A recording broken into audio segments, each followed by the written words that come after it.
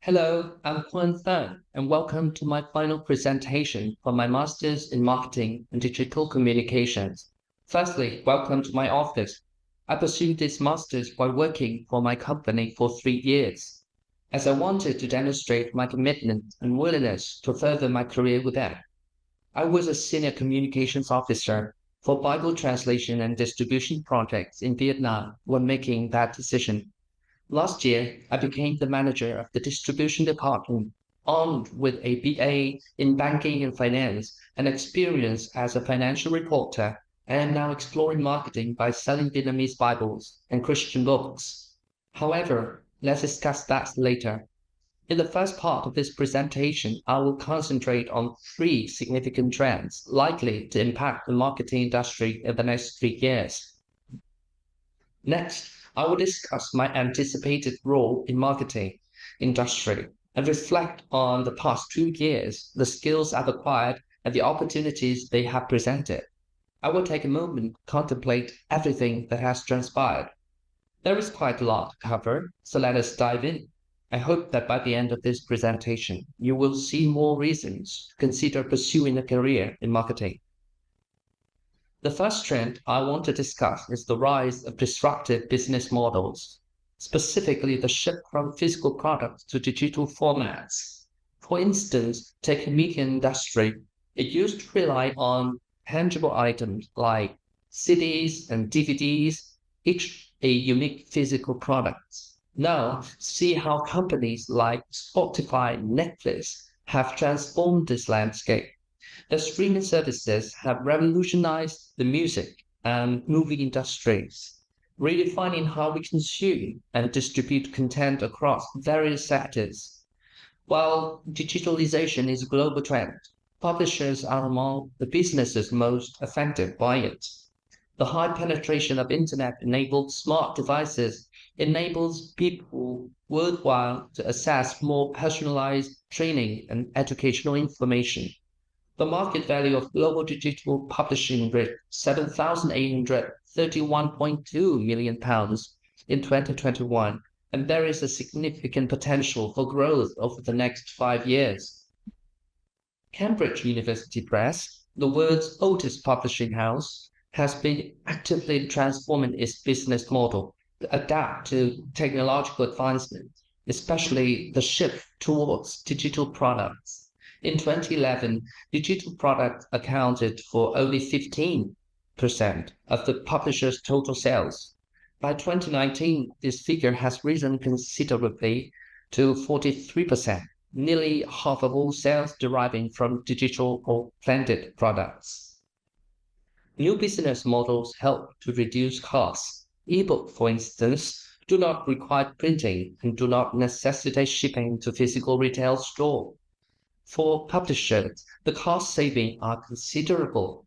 The average price of an ebook, £3, is significantly lower than that of a print book, £9. Furthermore, ebook technology alleviates the distribution constraints linked to physical inventory and the display of products in retail bookstores. You might assume that I chose the disruptive business models as a trend merely because I am in the publishing industry, which is renowned for its digital innovation. However, the implications of digitalization extend far beyond the realm of publishing. Its impact is extensive, affecting every industry and business. No one can afford to overlook it. Digitalization is reshaping how we operate, and its influence is inescapable. In higher education, for instance, digitally enabled online classrooms could undermine the value of the close-knit faculty-student relationships that liberal arts colleges provide to set themselves apart from more prominent universities. Similar effects may be observed in professional service industries. For instance, law firms that utilize prestigious office locations and elegant interior decorations to distinguish themselves might reduce the effectiveness of such physical attributes when meetings with clients can occur via Zoom and agreements are executed through DocuSign. Luxury can be experienced in the intangible world. and increasingly within virtual environments. Notably, younger consumer groups such as Generation Y and Generation Z have shifted their focus toward virtual interactions and increasingly utilize virtual and augmented technologies during their purchasing journey. An example of this trend is Kohl's augmented reality closet, where consumer can access it via Snapchat and explore and purchase new product assortments.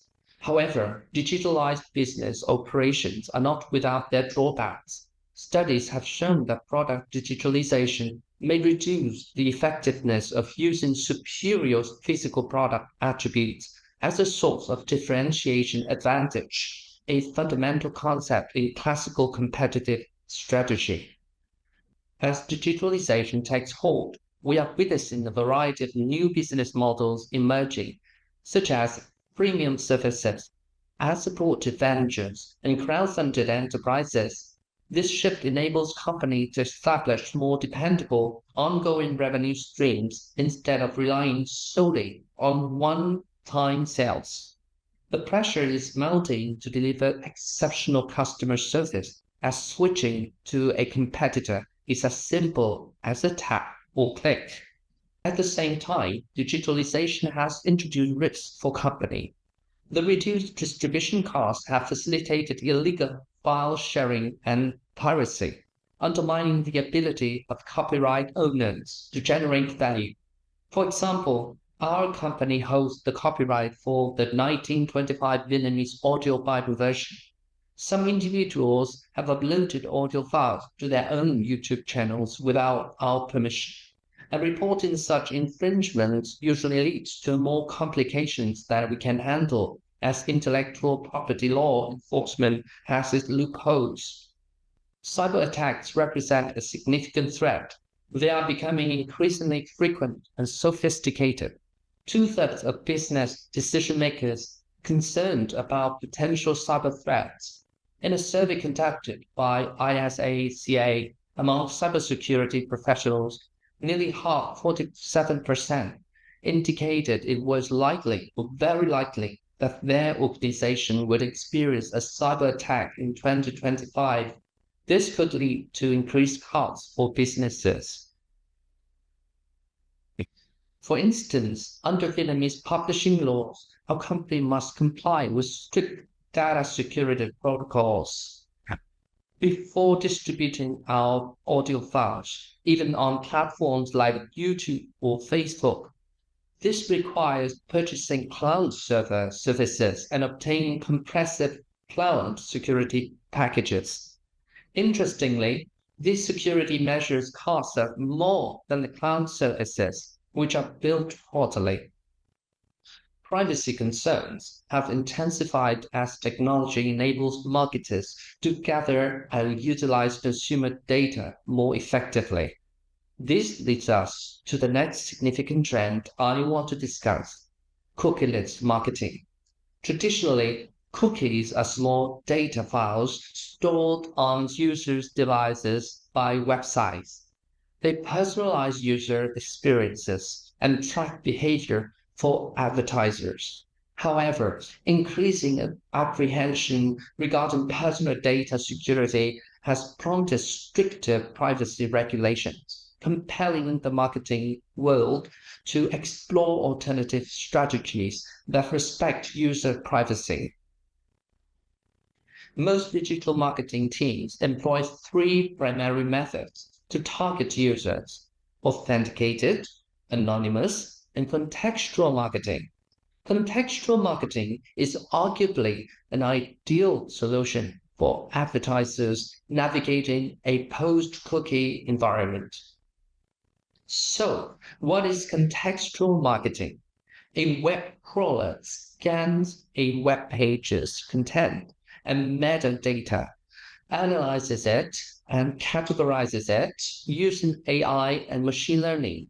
When a visitor lands on a page, an advert is served to them based on content they're viewing, rather than employing third-party data or explicitly relying on personal identifiers. Regardless of the various approaches to cookieless advertising, brands should take 3 steps to prepare for the phase-out of cookies. Step 1. Ensure that the marketing team possesses the right mindset regarding data ethics. Data ethics goes beyond legal compliance or consider data collection's broader social and moral implications. For instance, web scraping violates data ethics by failing to obtain the data owner's consent. Step 2. Invest in new tools and technology. Brands can explore alternative tracking methods such as browser fingerprinting, contextual targeting, and cohort-based advertising. For instance, Amazon's Ad Relevance is a service that assists advertisers in targeting online audiences without depending on third-party cookies or various ID solutions. This service, tested through 2023, uses signals such as browsing, shopping, and viewing behavior across Amazon's platforms to predict user behavior and provide advertising opportunities to media buyers. Other identification methods like RAM IDs, UID2X, mobile service identifiers, and email-based identifiers are becoming increasingly prevalent. Step 3. Embrace new marketing models. Consumers are more than mere data points. Marketers have various methods beyond cookies to gain insight into their behavior. Many publishers are transitioning towards subscription-based model. This shift is not driven solely by financial consideration, but also by the need for higher quality data that yields a deeper understanding of customers, the content they engage with, and their specific interests. Businesses are also transitioning from data management platform DMPs to customer data platform CDPs. CDPs utilize first-party data, while DMPs rely on second and third-party data. A CDP can aggregate information from various data sources using a unique identifier for each individual. The CDP then maintains its version of the combined data. Ad platforms are now connecting brands with their audiences and supporting direct connections. Tech giants such as Google are assisting brands in establishing first-party relationships with customers on their advertising platform. In B2B marketing, brands can now rely on account-based advertising, which allows advertisers to target specific companies or organizations based on their IP addresses or other firmographic data. The final theme I'm most excited to share is the ever-intensifying integration of AI technology in marketing practices. AI is a system ability to accurately interpret external data, learn from such data, and utilize those learnings to achieve specific goals and tasks through flexible adaptation. Central to AI systems are algorithms, which are defined as encoded procedures that transform input data into specified output through calculations. In marketing research, AI is an umbrella term encompassing various activities and concepts. It conveys the broad idea that different types of computers employing software and algorithms can facilitate or perform tasks that once relied on human cognitive abilities. Consequently, existing marketing studies use machine learning, service robots, automation, big data, neural networks, natural language processing, and the Internet of Things to describe AI. Generative AI, a computer program that can create seemingly new content by learning from previous examples, has been widely adopted in marketing. Market research predicts that by 2025, nearly one-third of major brands' marketing messages will be crafted by Gen AI. This is because AI enables personalization to move beyond mere segmentation or creating personas. It allows marketers to deliver highly individualized experiences at scale, less examining and sample. The possibilities for the marketing world are endless. Especially the ad industry makes use of data harvested online. This data is then analyzed and used by AI to create a perfectly tailored user experience. This is known as hyper-personalization. Let's take a look. AI can adjust the commercials that we are shown depending on who sees it. With the help of user data, they will be tailored to us. Experts call this hyper-personalization. In the past, a single TV commercial would be produced for an entire country. But on social media, personalized advertising has become the standard. Now, the ads you see depend on your interests. With the help of AI, commercials will be able to target each person individually. हाय दिनेश, क्या हुआ? हैरानी हो रही है कि मैं आपको जानता कैसे हूँ? Promoting a movie about an undercover cop, Rephrase AI utilized user data such as the name or the last movie ticket purchased online. The Batman. यही मूवी लास्ट थिएटर में देखी थी ना आपने? करेक्ट? अरे मुझे तो आपका सीट नंबर भी पता है. That seems pretty creepy if you ask me, but it could become standard practice soon. This swift transition towards widespread adoption raises crucial questions regarding how consumers respond to brands employing Gen AI for digital marketing communications. For my major project, I investigated how consumer levels of algorithm aversion or negative attitudes toward AI affect brand engagement. I also aim to determine the mediating role of perceived brand authenticity and how brand love moderates the relationship between algorithm aversion and perceived brand authenticity. Participants were surveyed online and offline, with social media users residing in Vietnam's most significant economic center, Ho Chi Minh City. The findings suggest that algorithm aversion does not directly impact consumer engagement, but exerts an indirect influence through perceived brand authenticity. Furthermore, brand love moderates this relationship, enhancing positive effect of authenticity on engagement. These results underscore the vital role of brand perception in alleviating algorithm aversion, challenging previous assumptions about the direct negative impact on engagement. As algorithms play an increasingly critical role in decision-making and consumer interaction, this study provides several managerial insights for brands that navigate consumer perceptions of algorithmic decision-making. The study suggests that brands should prioritize building and maintaining an authentic brand image, rather than focusing solely on persuading consumers to trust algorithms.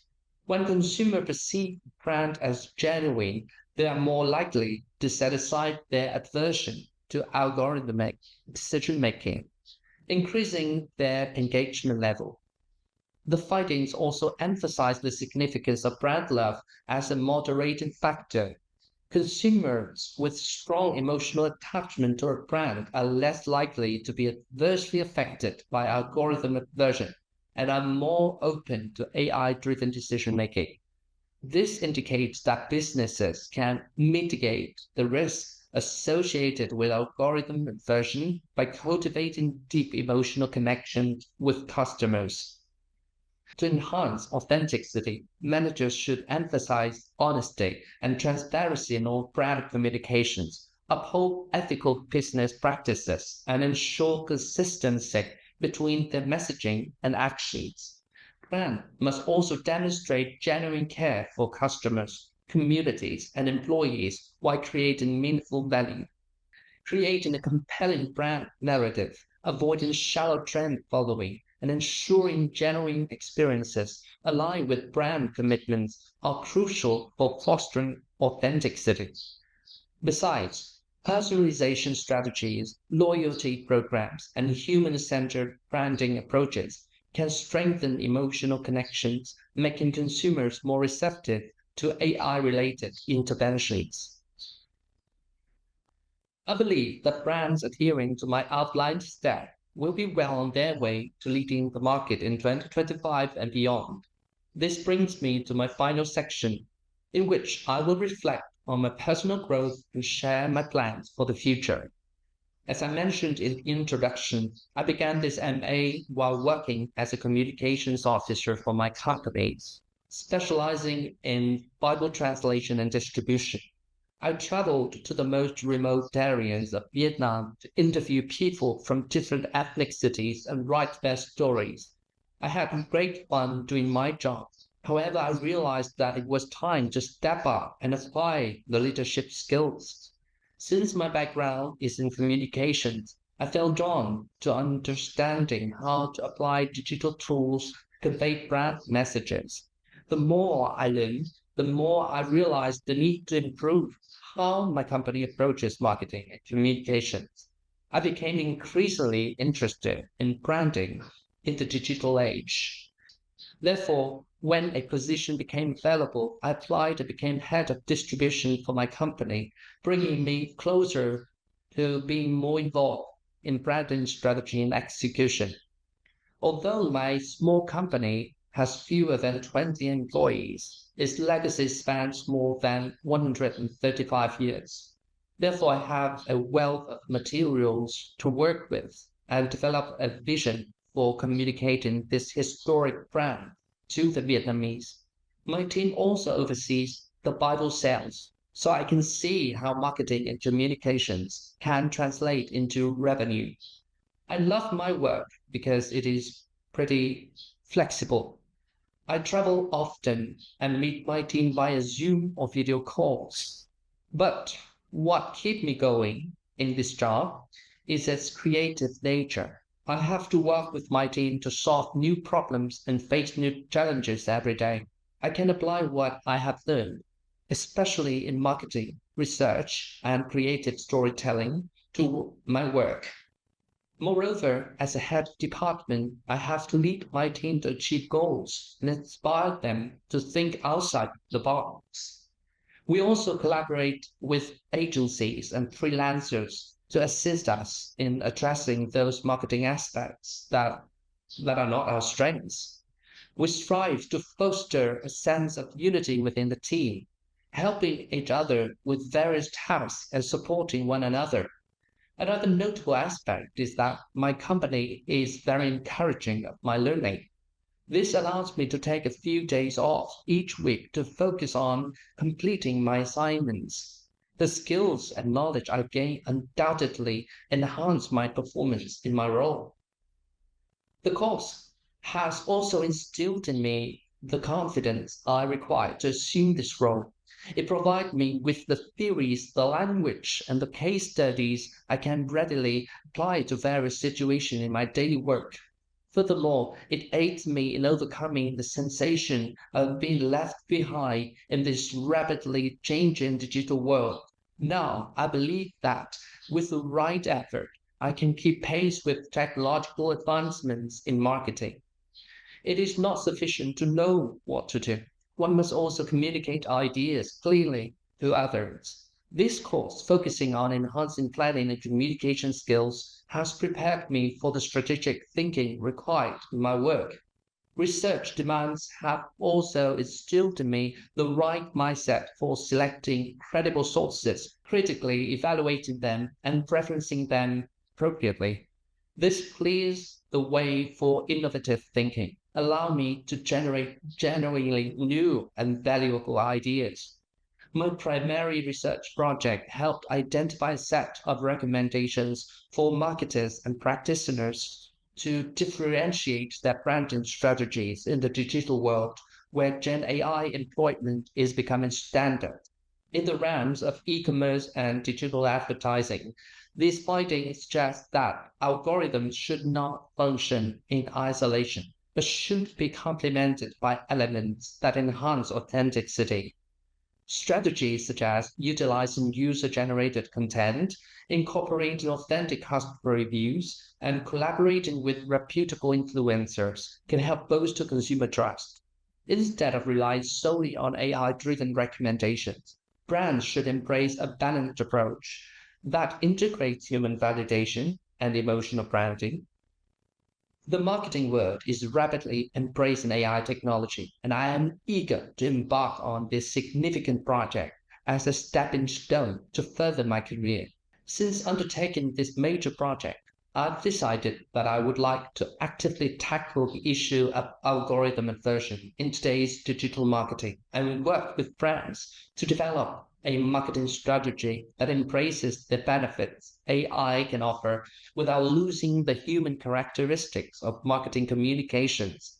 Furthermore, I see the potential for brands to emphasize the humanness of their marketing as a means of differentiation. Throughout my MA, I've realized that balancing a full-time job with a part-time degree, though challenging, has genuinely reawakened my passion for learning. I've honed my abilities in academic research, critical evaluation, and writing, and learned to merge these with real-world applications to create impactful work. I'm eager to continue building on these skills. That's why I'm exploring possibly becoming a chartered marketer or perhaps even pursuing a PhD. I am considering equipping myself with knowledge and skills in strategic leadership as I envision leading a bigger and stronger team. I am also fascinated by the idea of exploring creativity in the era of generative AI. I wish to see that it might look like if we established principles to ensure that marketing strategies and executions retain a unique human touch that an AI cannot replicate. Moreover, I am passionate about using my experiences to inspire and assist others, whether it involves sharing stories from growing up far from marketing hubs or discussing the hard work I undertook to seize the opportunity to pursue my master's degree. I hope to motivate and support others on their journey. I am now the professional manager of my team. The job requires me to discuss matters with my team, and sometimes I have to explain certain technicalities in marketing to them.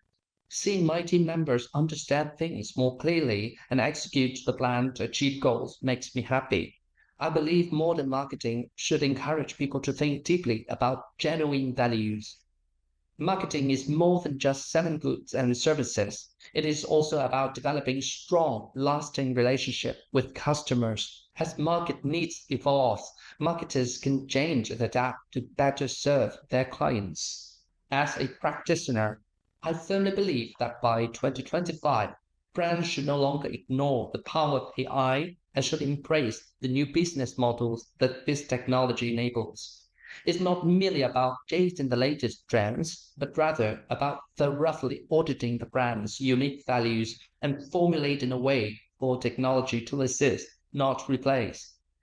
There are numerous opportunities for brands to embrace this.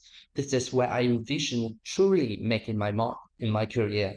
To conclude, I wish to share a significant lesson I've learned from my masters over the past 2 years. Marketing evolves rapidly. We must confront the challenges and continue our pursuit of knowledge. Having come from a background in banking finance and starting as a financial reporter, adapting to the rapid technological changes in marketing presented a significant challenge for me. Initially, the term analytics filled me with dread, and my reluctance became an obstacle to learning. However, I have realized that the best way to overcome these hesitations is to immerse myself in the unfamiliar. By actively learning, engaging in discussions, and continually practicing, I have begun to dismantle those barriers. The days of hoping the world would stop changing and everything would remain as I know it is long gone. I must adapt my thinking and approach my work in this industry. This is my most significant lesson over the past 2 years. This brings me to the conclusion of my presentation and my time in this MA in Marketing and Digital Communications course. I hope you've noticed how much I've learned over the last 2 years. Returning to school after 10 years has been one of the best and occasionally the toughest decisions I've ever made. Therefore, I want to conclude by expressing my heartfelt thanks for these past 2 years and for watching my presentation today.